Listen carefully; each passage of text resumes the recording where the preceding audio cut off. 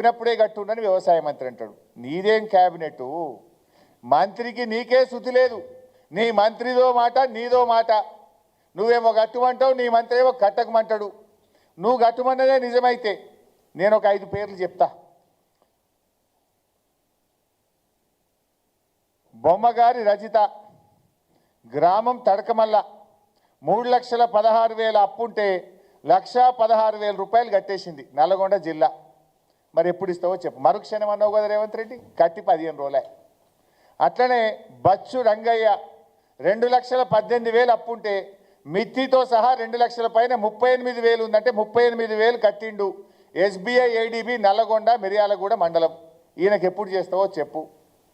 అలాగే మాలోతు ప్రసాద్ 2,04,918 రూపాయలు ఉంటే మీద 5,000 రూపాయలు కట్టిండు.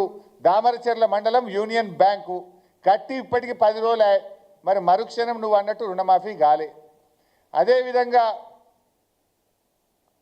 కమతం ఎల్లయ్య 3,20,000 ఉండే మిత్తితో సహా 1,30,000 కట్టమంటే ఎస్బీఐ జిల్లాల బ్రాంచ్లో 1,30,000 కట్టిండు.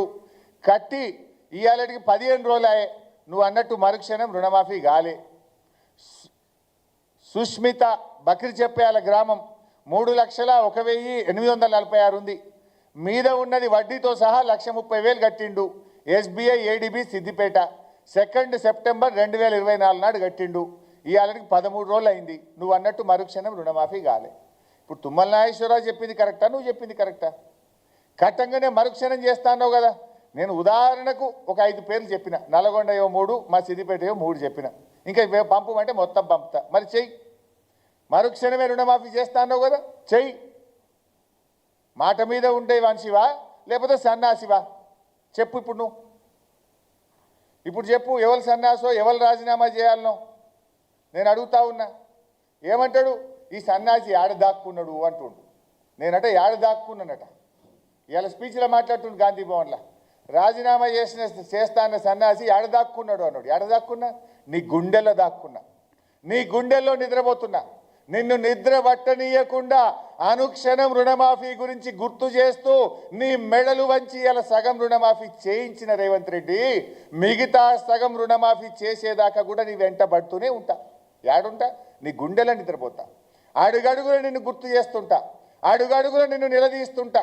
రాష్ట్రంలో 42 లక్షల మందికి రుణమాఫీ జరిగేదాకా నీ గుండెల్లో నిద్రపోతా. ఏడవండుకున్నావు అంటున్నావు? ఏడవండుకున్నా? రోజు నీ వెంటనే పడుతున్నా. యాడిసి పెట్టండి నిన్ను. యాదాద్రి దేవుని దగ్గరికి పోయి కూడా నేను ఎక్స్పోజ్ చేసిన.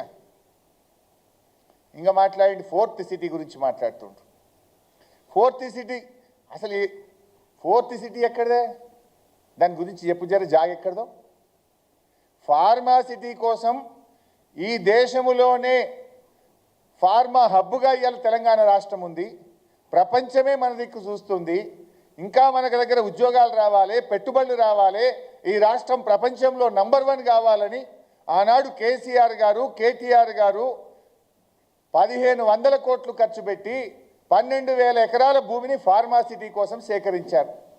దాన్ని ఫార్మా ఇండస్ట్రీకి ఇవ్వకుండా నువ్వేదో దానికి 4th సిటీ పేరు పెట్టి రియల్ ఎస్టేట్ వ్యాపారం చేసే ప్రయత్నం చేస్తున్నావు. అది కాక నీ దగ్గర ఎక్కడితో చెప్పు.